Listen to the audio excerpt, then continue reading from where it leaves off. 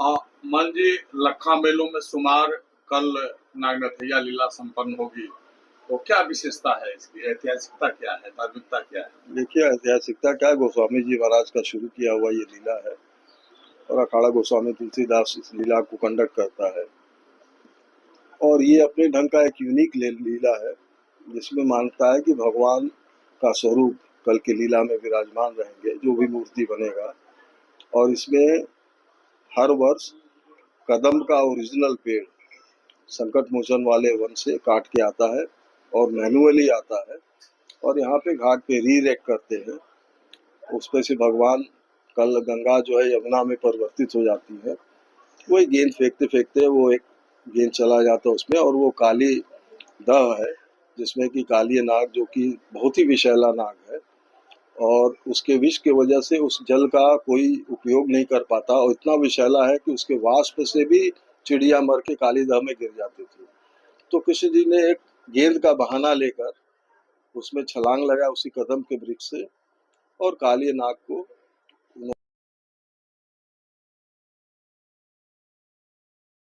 और देखिए, काली नाग इतना विषैला होने के एक अच्छा जगह दिया, रमणक द्वीप, वहां पर भेज दिया, उसको उद्भासित किया। और यमुना फिर अपने आप में एक पवित्र नदी की तरह फिर प्रवाहमान हुई, जिनका जल सब लोग उपयोग करते हैं। तो आज के परिप्रेक्ष्य में अगर देखिए, तो हम अपने इस तरह के जल स्रोत हैं, जो इस तरह की पवित्र नदियां हैं, खास करके गंगा और यमुना, उनका आप हाल देखिए कि इस एलुवियल प्लेन में जिस शहर से वो गुजरती हैं, तो ये हम लोगों की कमी है। उसमें एक काली नाग हम लोग बैठा के उससे विश्व भ्रमण करा रहे हैं उस नदियों में। और उस जल की गुणवत्ता ऐसी हो जाती है कि वो पीने योग्य भी नहीं है।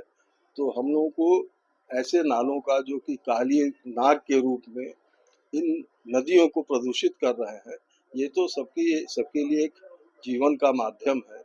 और लगभग 40 करोड़ की आबादी इन दो नदियों पे पलती है।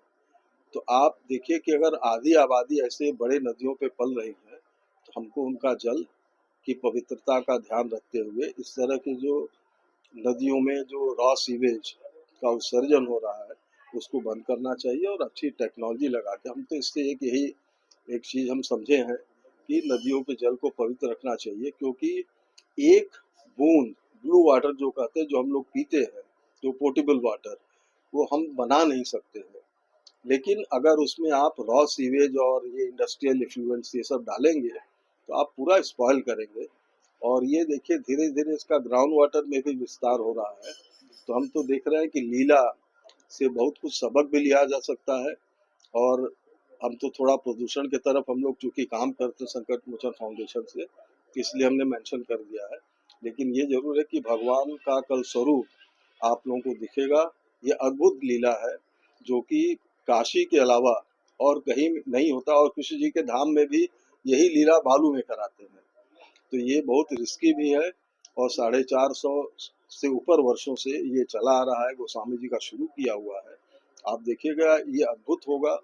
और पूरा काशी एक तरह से उमड़ पड़ता है इसी तुलसी घाट पर इस लीला का वो दृश्य देखने के लिए, भगवान का दर्शन करने के लिए। इसमें कोई किसी को इनवाइट नहीं करता है। डेट भी इसके एकदम स्ट्रीमलाइन है। ये दिवाली के बाद चौथ के दिन ये लीला आयोजित होता है। तो इस बार ये 5 तारीख को पड़ रहा है। उसकी तैयारी अभी से शुरू हुई है, लेकिन सारा इम्प्लीमेंटेशन कल ही के दिन होगा। तो आप आइए, उस लीला का अवलोकन करिए, आप बहुत प्रभावित होंगे उससे।